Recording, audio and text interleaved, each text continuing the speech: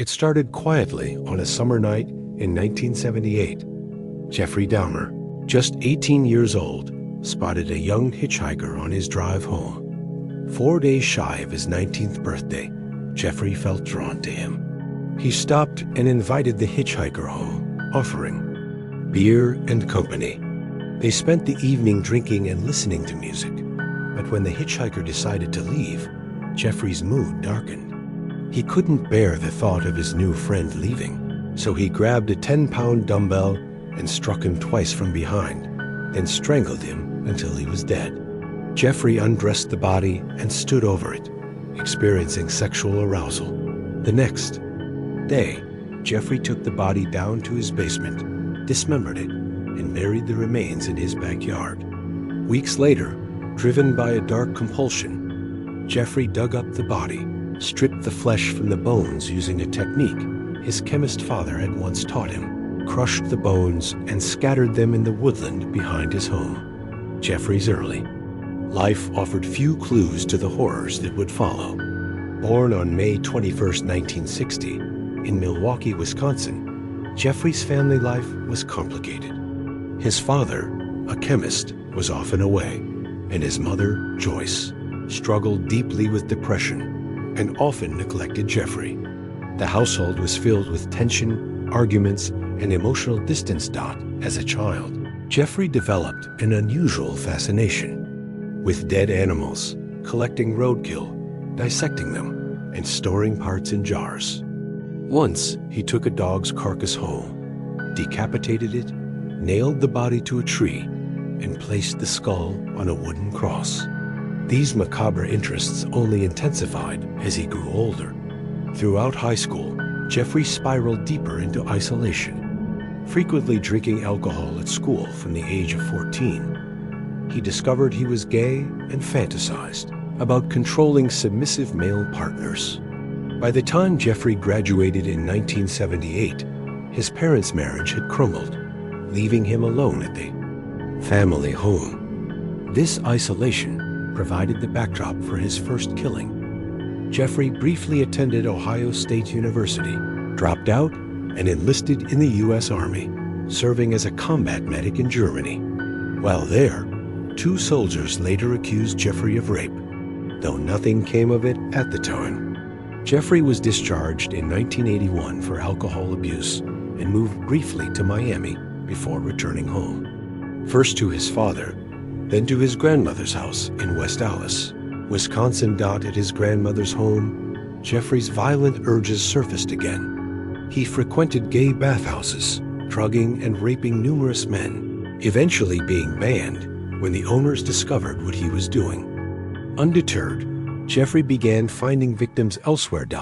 In November 1987, Jeffrey took a 25-year-old man from a bar to his hotel room, drugged and sexually assaulted him, and woke the next morning horrified to find he'd unintentionally beaten the man to death. He disposed of the body by placing it in a suitcase, taking it to his grandmother's home, and dismembering it. Jeffrey kept the victim's head, attempting unsuccessfully to preserve the skull. His next victim was a 14-year-old boy, whom he enticed with $50 to pose for nude photos. Jeffrey drugged, sexually assaulted, and strangled him, again attempting to preserve the skull.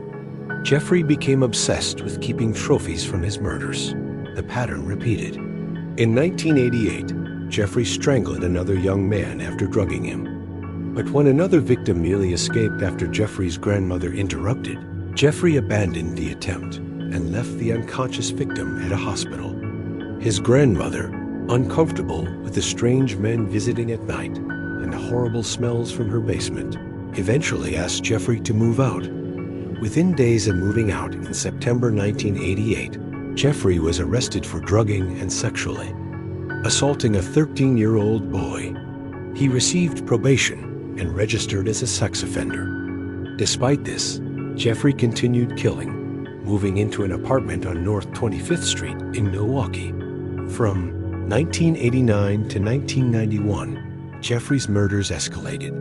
He drugged, strangled, dismembered, and attempted to preserve the remains of multiple men. He took Polaroid pictures of their bodies, posed in grotesque positions, kept skulls and body parts, boiled and dissolved flesh in acid, and even stored body parts in his refrigerator and freezer for later consumption. In one especially horrifying incident, Jeffrey drilled a hole into the skull of a drugged 19-year-old victim, pouring acid inside to create a living zombie. Astonishingly, the victim awoke, disoriented but alive. Jeffrey then killed him and preserved his skull briefly, obsessed with creating an obedient companion. Neighbors frequently complained about the stench and strange noises coming from Jeffrey's apartment, but authorities dismissed his explanations. On May 26, 1991, Jeffrey abducted another 14-year-old boy, drugging and performing the same acid injection experiment. The victim escaped naked onto the street, but when police arrived, Jeffrey convinced them the boy was his adult, drunk boyfriend. Police returned the victim to Jeffrey, who immediately killed him. Jeffrey's killing spree finally ended on July 22, 1991. He invited a man to his apartment, but when Jeffrey threatened to rip out his heart, the victim punched Jeffrey and fled, alerting the police. Officers accompanied him back to Jeffrey's home to retrieve keys for the handcuffs Jeffrey had placed on him. While searching the apartment, police discovered Polaroids documenting the horrors Jeffrey had committed, followed by severed heads, and body parts hidden throughout his apartment. Jeffrey was arrested and confessed to murdering 16 young men. During his trial, he was sentenced to life imprisonment without the possibility of parole. November 28, 1994. While serving his sentence, Jeffrey Dahmer was beaten to death in prison by another inmate. According to the inmate, Jeffrey didn't resist or even make a sound as he died. He simply succumbed, ending the story of one of America's most notorious serial killers. Jeffrey Dahmer's life was marked by loneliness, compulsion, and unimaginable violence. His crimes shocked the world, leaving a haunting legacy that continues to captivate and horrify to this day.